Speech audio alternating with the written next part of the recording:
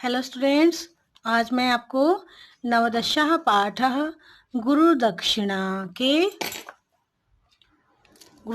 पाठ का 6वां श्लोक समझाने जा रही हूँ। पहले हम श्लोक पढ़ लेते हैं।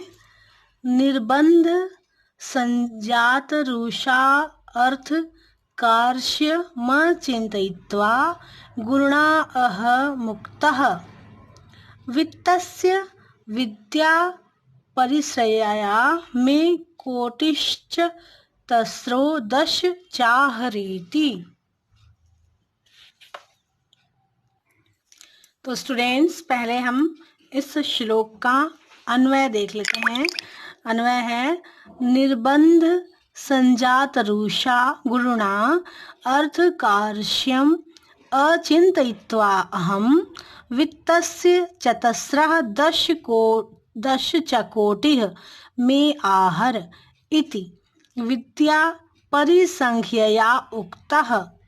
इसका शब्दार्थ है निर्बंध संजात रुषा अर्थात बार बार गुरु दक्षिणा के लिए आग्रह करने पर क्रोध से, अर्थ कार्श्यम अर्थात दरिद्रता या गरीबी को, अचिंतयित्वा इसका अर्थ है विचार न करके, वित्तस्य अर्थात धन की या मुद्रा की, चतस्रः को 10 च कोटि 14 करोड़, चतस्रः 10 च कोटि, आहर का अर्थात है 2, अर्थ विद्या परिसंख्यया 14 विद्याओं की संख्या के मान से।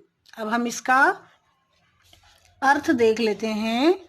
बार बार गुरु दक्षिणा मांग मतलब ले लीजिए, आप गुरु दक्षिणा ले लीजिए। ये बार बार जो शिष्य हैं वो कहते हैं, तो जो कौत्स हैं वो कहते हैं बार बार अपने गुरु को कि आप मुझसे गुरु दक्षिणा ले लीजिए, आप मुझसे गुरु दक्षिणा ले लीजिए, ऐसा बार बार अपने गुरु से कहते हैं कौत्स। तो गुरु जो है उनके वो क्रोधित हो जाते हैं, है ना।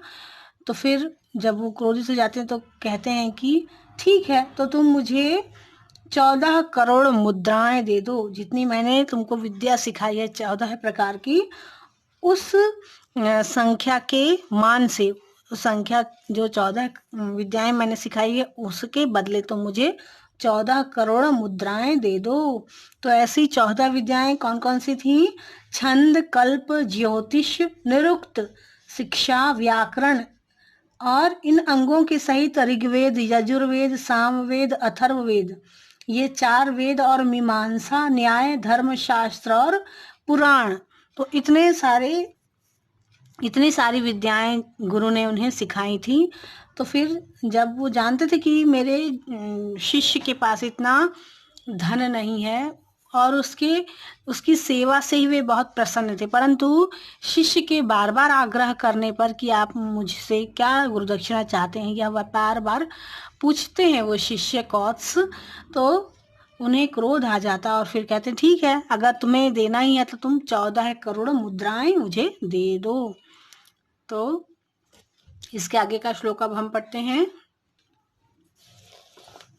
गुर्वर्थमर्थी श्रुत पारदृश्वा रघोः सकाशाद नवाप्य कामम गतो वदान्यान्तरमित्ययं मे मा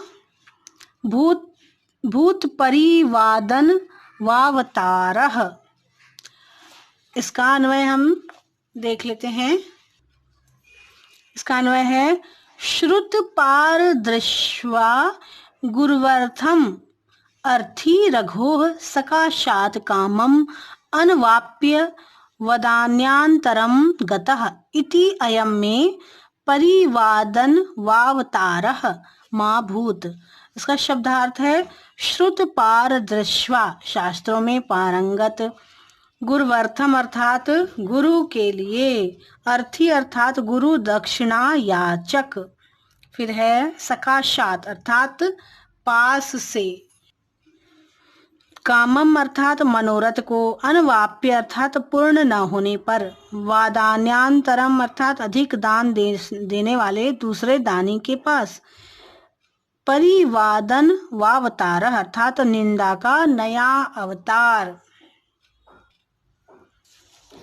तो शास्त्रों में पारंगत गुरु के लिए गुरु दक्षिणा याचक जो है कौत्स, वो रघु के पास से अगर उनका मनोरथ, याचक जो कौत्स हैं उनको अगर अपने गुरु के लिए गुरु दक्षिणा देने के लिए रघु के पास अगर उनका मन चाह अर्थात 14 करोड़ मुद्राएं अगर ना हुआ उनके पास, रघु ये विचार करते हैं कि अगर ये इन्हें देने के लिए अगर मेरे पास इतनी मुद्राएं ना हो, और अगर वो दान देने के लिए किसी दूसरे दानी के पास गए मांगने के लिए, गुरु दक्षिणा देने के लिए, तो ये मेरे साथ ना हो कि मेरा ये निंदा का विषय ना बने। अगली क्लास में हम एक नए श्लोक के साथ पढ़ेंगे, अर्थात 8वां श्लोक।